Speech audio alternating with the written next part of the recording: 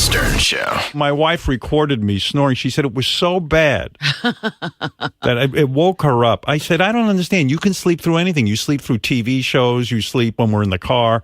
She goes, I don't know, but that snoring was just going on. And I was like, I was really apologetic. I was like, you know what? I don't want to be a guy who snores.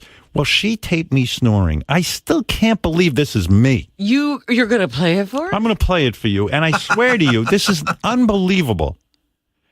Because, for about 3 nights, I didn't snore again. I thought it had cured me when I heard this. But then on the 4th night, I did snore. So that story is not true. But listen to this. This is me. How does this come out of me?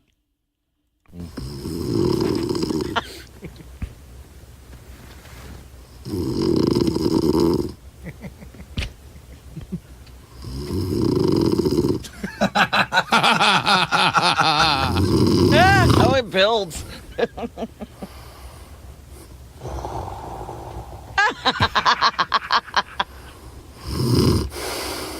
Like a bull.